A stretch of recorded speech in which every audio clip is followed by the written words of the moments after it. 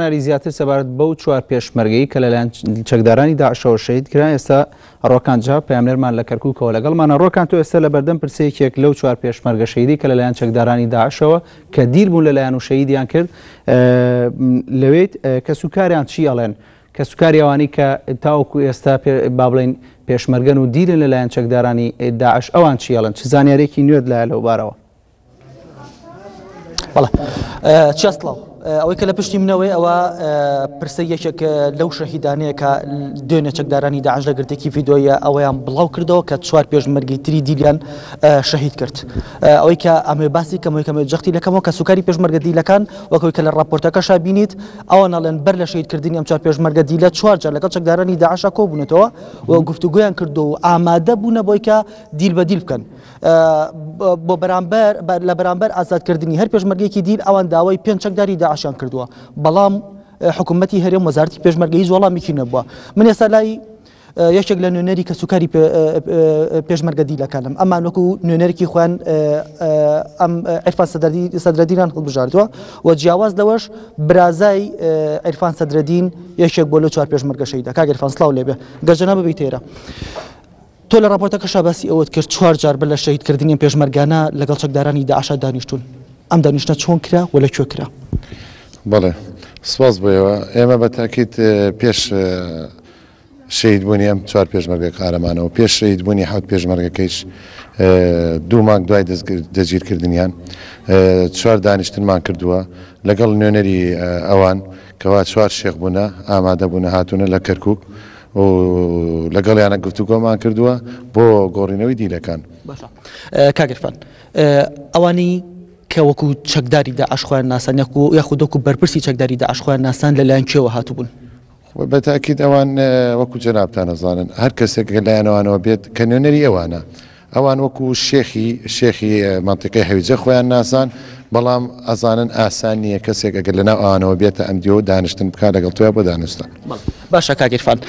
کەواتە ئێوە لە دانیشتنەکەی وەکو باسیەکەی مەرجەن هەبوو مەرجەکان ئەوە هەبووە پێنج چەکداری داعش ڕادستی چەکدارانی داعش بکەن ئەوە لە بەرامبەر ئامادەن پێشمەرگێکی دیل بە دیل پێ بکەن لەگەڵ ئێوەیە. حکوومەتی هەرێمی کوردستانی وەزارەتی پێشمەرگە چ وەڵامێکی هەبوو بۆم داوای چەکدارانی داعش؟ بەڵێ ئێمە دوای ئەوەی لەگەڵیانە دانیشتەکەمان کرد و سیرمان کرد ئەوان زۆر جدین لەسەر داواکەی خۆیان هەستاین وەکو کە سوکاری دیلەکان ڕۆمان کردە وەزارەتی پێشمەرگە چامان بە وەزیری پێشمەرگە کەوت کەچی بۆمان دەرکەوت و زیری پێشمەرگە ئەو ڕاستگۆیی نییە لەگەڵمانە کەوا ئەوان ئامادە بن بۆ گۆڕینەوەی دیلەکان. زۆر هەوڵماندا چکە ئەوان ئامادە بوون چەند جاریش دووبارەیان کردەوە لێمان کەوا ئێمە ئەگەر بێت و پێنج بەرامبەر یەک بە پێنجەکە ڕازی بن ئەوان ئامادەن دیلەکانمان بدەنەوە. باشە، نەتان پرسی وەزیری پێشمەرگە یەخود حکوومەتی هەرێمی کوردستان وەزارەتی پێشمەرگە بۆچی یەک بەرامبەر بە پێنجەکە ڕازی نین؟ وەڵامەکەتان نەزانی؟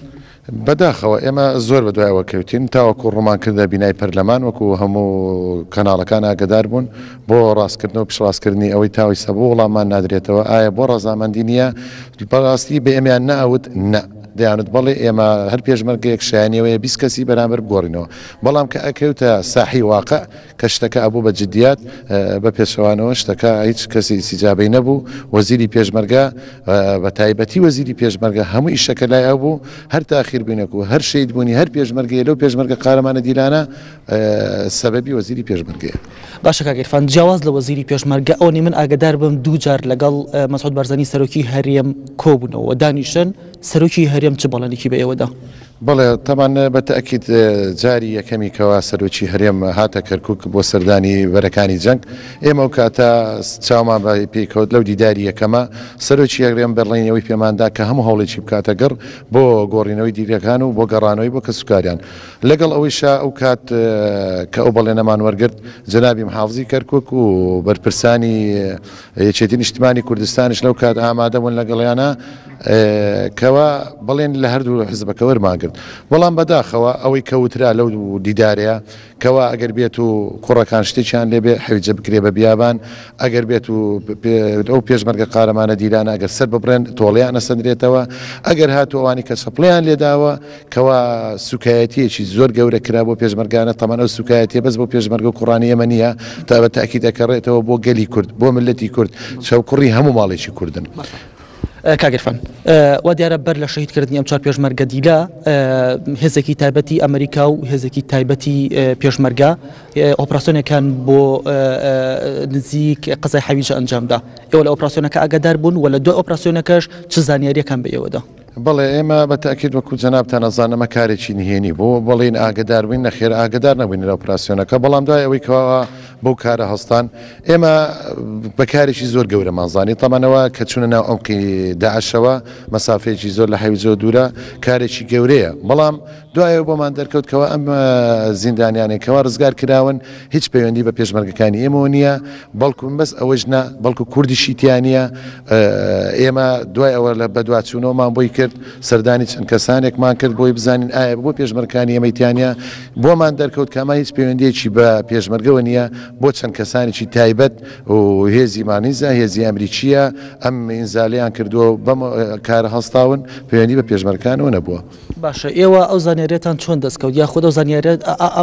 چ کەسێک لەنە ئەو زیندانیە هەبووە گاو هێزە تایبەتی ئەمریکا بیەوێت یاخود لەژێر دەستی چەکدارانی داعش دەری بێنێت؟ لای بەڕاستی ئێمە ئەوەی کەوا بۆمان دەرکەوت و قسەکە چەند با بڵێن لە کەوتە سەر شەقامکەوە ئەمانە کە ئەلان کرا 69 زیندانی ئازاد کراون بەڵام وا بزانم 69 نەبوو 75 بووە ئەوە بوو ئەمریکا ئاشکرای نەکردووە ئەویش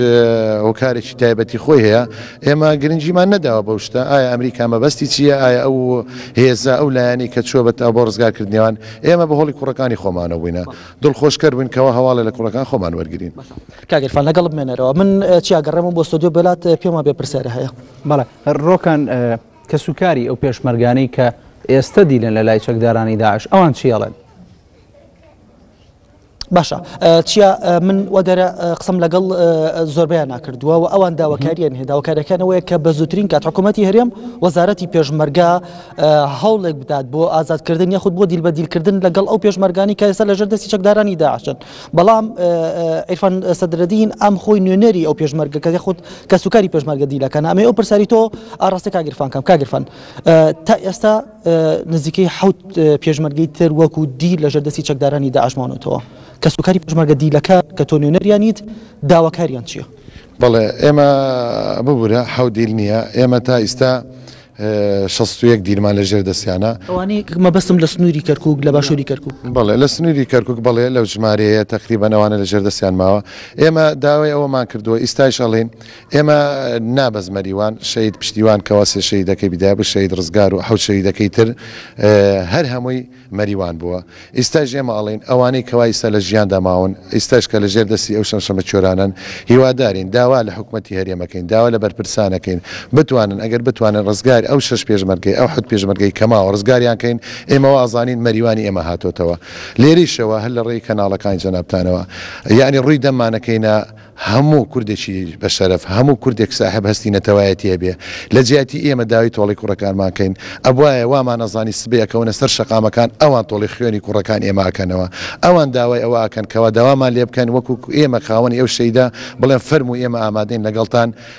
کەوا تۆڵی ئەو شەیدانە بکەینەوە نەک ئێمە بڕین داوایان لێ بکەین و لێرەیشەوە تکام وایە هەر کوردێک ساحب هەستی نەتەوایەتیە هەر کوردێکی بە شەرەف لە هەر شارێک نابەس کەرکووک سلێمانی هەولێر شارەکانتر قەزا و ناحیەکانتر هیوادارم بەس لە پەیج و لە هینەکان نەبێ ئاخوداخی خۆیان بڵە بەڵکو بەکردەوە داوایان لێکەین بەکردەوە ئێمە بەس بێت ینی ئەتاک و کەیاوها بکەین تکامان وایە یەک دەست بین یەک ڕیز بین ئەم پێشمەرگانش خوێنان بە زەحنە چێ ئیتر داوای کە سوکاری پێشمەرگەکانش ئەوەیە ئەوانی کەوا لە ژیاندا ماون ئەوانە هەوڵیان بۆ بدەین ئەگەر لە ڕێی حکوومەتەوەی ئەگەر لە ڕێی پرسانەوەی ئەگەر لە ڕێگای عشایرەوەیە هەوڵێ بدەین بتوانین ئەو 6 پێشمەرگەی بێنی نۆماڵەکەیان خۆین ئێمە وەکو کە سوکاری ئەم شەیدانە ئەم 4 پێشمەرگە قارەمانە و حوتەکە و سەیەکەی تر دڵخۆشە بین بە گەڕانەوەی ئەو پێشمەرگانە دەستخۆش سپاس بۆ عیرفان سەدرەدین نوێنەری کە سوکاری پێشمەرگە دیلەکان چیاگەڕێمەوە بۆ ستۆدیۆ بۆلات ئەمێ باز لەوەش بکەم ئێمە ئەمڕۆ زۆر پەیوەندیمان بە بەرپرسانی هێزەکانی پێشمەرگە و کرد بەڵام ئامادە نین هیچ ڕووکردنەوەیەکی خودی هیچ لە دوانێک لەسەر شەهیدکردنی ئەو 4 پێشمەرگە دیلە بکەن یاخود قسە لەسەر چارەنووسی ئەو 7 پێشمەرگە دیلەی تر بکەن کە لێستادا لەژێر دەستی چەکدارانی داعش ماونەتەوە. بەڵای ڕۆکانجا